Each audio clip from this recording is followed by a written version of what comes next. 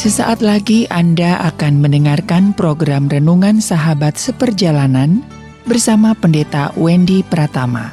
Selamat mendengarkan.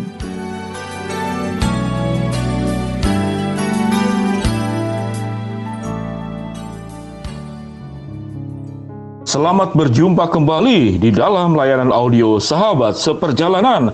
Hari ini adalah hari Senin 8 Februari 2021. Tema renungan dan saat teduh kita dengan judul Harapan dan Kenyataan. Firman Tuhan terambil dalam Mazmur pasal 62 ayat yang ke-6. Demikian bunyi firman Tuhan. Hanya pada Allah saja kiranya aku tenang, sebab daripadanyalah harapanku. Mari kita berdoa. Bapa yang di dalam surga, stres, cemas, khawatir, kemudian putus asa, sesungguhnya itu adalah sikap hati kami. Bagaimana kami bisa menyesuaikan dan menyeimbangkan antara harapan dan kenyataan. Biarlah saat ini kami mau belajar Tuhan dengan benar apa yang Tuhan titahkan, apa yang Tuhan perintahkan kepada kami. Di dalam nama Tuhan Yesus kami berdoa. Amin. Sahabat seperjalanan yang dikasihi Tuhan, harapan dan kenyataan itu seakan-akan timbangan. Kalau kita melihat di pengadilan, itu biasanya ada timbangan yang kiri dan kanannya itu harus seimbang. Antara harapan dan kenyataan itu harus seimbang. Itu pasti akan menimbulkan sebuah kebahagiaan. Tatkala kita berharap sesuatu yang sangat tinggi, kita mau kaya, kita mau sukses, kita pengen punya anak lelaki yang belum punya anak lelaki, kita ingin mendapatkan rumah dan segala macam. Itu adalah kumpulan-kumpulan harapan. Saya sendiri berharap kalau bisa saya juga bisa menyelesaikan studi sampai S3. Namun saya cuma sampai S2 dan saya berhenti untuk berharap. Dan kalau saya kemudian berharap untuk meningkatkan kembali, maka saya harus hidup di dalam sebuah kenyataan bahwa saya harus berjuang lebih keras, sekolah lagi.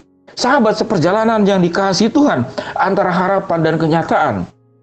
Tatkala timbangan harapan itu menjadi jauh lebih besar, kita menginginkan segala sesuatu yang jauh lebih tinggi, namun kenyataannya ternyata tidak sesuai dengan harapan kita.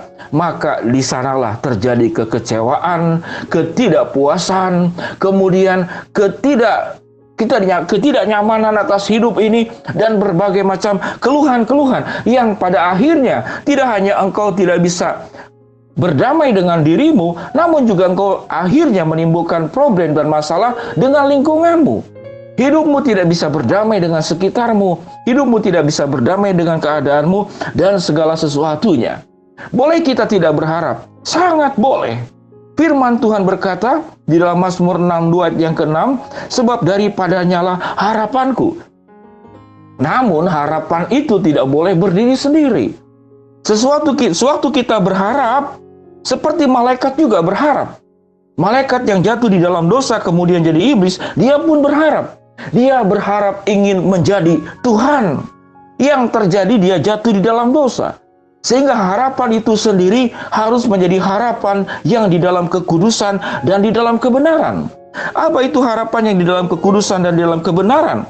Harapan itu harus sesuai dengan kebenaran firman Allah dan tidak boleh bertentangan dengan firman Tuhan. Misalkan Anda punya toko, berharap toko saya maju dan toko sebelah bangkrut dan tutup. Itu jelas harapan yang keliru. Itu ekstrimnya. Di dalam aspek lain juga, mungkin kita tidak seburuk itu. Atau kita hanya berharap buat diri kita, dan buat diri kita. Semua tentang diri kita. Di dalam bisnis misalkan, berharap saya itu mengalami keuntungan yang besar.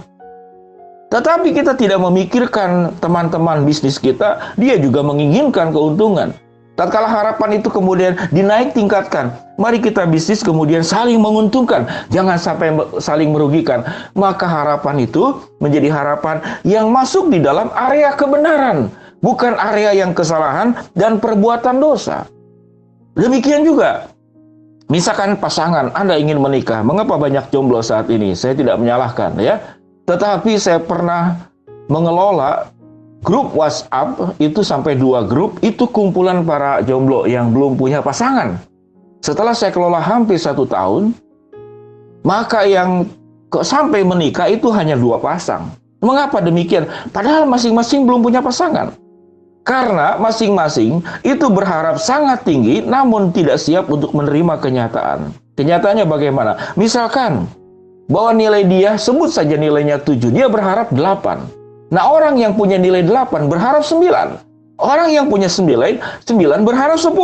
Maka tidak pernah akan ada pasangan yang cocok dan tepat kepada kita tatkala harapan kita jauh lebih tinggi daripada kita belajar menerima kenyataan. Kita nilainya 6, lalu kita berharap 6. Orang yang bersangkutan juga nilainya 6, berharap 6. Cocok, ketemu, jodoh, bisa menikah. Demikian juga tatkala manusia hidup di dalam kerakusan, hidup di dalam keegoisan, maka yang terjadi harapan-harapan itu yang pertama menimbulkan kekecewaan, menimbulkan ketidakpuasan. Engkau berharap ingin punya rumah sendiri, namun Tuhan hanya mengizinkan engkau tetap punya rumah, cuman kontrak. Bersyukur bahwa kita masih punya tempat tinggal walaupun itu kontrak. Tatkala harapan itu kita turunkan, maka kebahagiaan itu akan ada pada dirimu. Sahabat seperjalanan yang dikasihi Tuhan, harapan sesungguhnya membuat kita memang lebih produktif hidup, lebih inovatif di dalam berkarya. Dan kemudian harapan itu menjadi berdampak di dalam hidup kita dan juga buat orang lain. Sahabat seperjalanan yang dikasihi Tuhan, apa itu bahagia? Bahagia itu ditentukan oleh kemampuan kita menerima kenyataan, bukan mempertinggi harapan. Garis bawahi kalimat ini. Kebahagiaan itu ditentukan oleh apa? Kemampuan kita menerima kenyataan, bukan mempertinggi harapan. Apakah tidak boleh berharap? Sangat boleh. Namun semakin tinggi kita berharap, maka semakin harus lebih tinggi juga kemampuan kita untuk menerima kenyataan. Tatkala kita tidak sanggup menerima kenyataan bahwa apa yang kita harapkan itu tidak terjadi. Tatkala kita berharap rumah tangga itu menjadi semakin baik, namun dingin-dingin saja. Namun turunkanlah kadar tuntutanmu kepada pasanganmu, kepada anakmu, kepada istrimu, kepada suamimu, kepada mertuamu. Engkau akan bahagia sewaktu engkau bisa belajar menerima kenyataan. Itulah bahagia. Saya ulangi kembali kalimatnya. Apa itu bahagia? Apa itu indah dalam hidup? Tatkala kita bisa menerima kenyataan, bukan mempertinggi harapan. Sahabat seperjalanan yang dikasihi Tuhan, mari kita belajar untuk melihat kehidupan kita masing-masing. Mari kita perhatikan baik-baik. Satu kali saya menangani satu orang yang selalu tidak puas dalam kehidupan ini. Selalu tidak puas di dalam kehidupan ini. Satu kali kemudian saya bawa dia itu, ini adalah anak ponakan, ya, jadi anak dari ponakan. Tiap tahun itu selalu keluar negeri, sampai kemudian bosan, papanya juga bingung, punya uang yang banyak. Namun mau kemana lagi, semua negara yang terbaik sudah dikunjungin. Namun kemudian satu hari istri saya mengajarkan kepada ponakan saya yang punya anak ini, pergilah kepada panti asuhan. Lalu dibawa kepada panti asuhan, anak ini bercakap-cakap dengan anak-anak panti asuhan, apa yang dibutuhkan. Itu pensil, buku, tas, kaos kaki, sepatu. Ketiga anak ini menuliskan apa yang diharapkan oleh anak-anak ini. Lalu kemudian membeli, setelah membeli kemudian membagikan. Sewaktu itu bertemu dengan anak-anak yang kurang beruntung, maka anak-anak dari ponakan ini kemudian menyadari bahwa selama ini mungkin terlalu berharap tinggi dan tidak bisa menerima kenyataan. Sesuatu yang begitu sederhana buat kita, namun itu begitu bahagia buat orang lain. Karena hal itu dia kita nikmati, tapi buat orang lain itu sesuatu yang mewah. Satu kali satu anak asuh saya berkata, "Pak ini saya pengen beli pizza." Udah saya belikan pizza buat dia, ya. Lalu kemudian setelah dibelikan, anak asuh saya berkata, "Pak Wendy, pizza itu buat kami mewah." Kalimat yang luar biasa. Pizza itu buat kami mewah karena kenapa? Memang jarang membeli. Jadi artinya apa? Harapan tiap orang itu beda-beda. Sewaktu kita mempertinggi harapan dan kita tidak siap menerima kenyataan, kita akan tidak pernah puas dalam hidup ini. Sewaktu kita mempertinggi kemampuan menerima kenyataan dan tidak mempertinggi harapan, maka bahagia itu menjadi milikmu. Demikianlah sahabat seperjalanan, harapan dan kenyataan harus seimbang. Mari kita berdoa.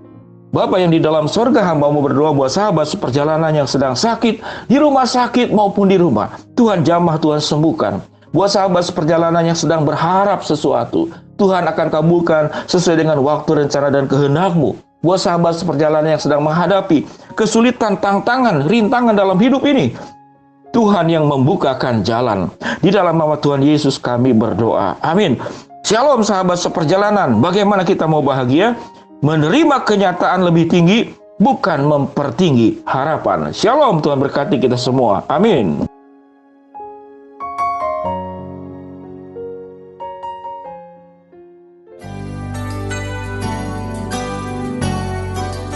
Anda baru saja mendengarkan program Renungan Sahabat Seperjalanan bersama Pendeta Wendy Pratama. Terima kasih atas perhatian Anda. Tuhan Yesus memberkati.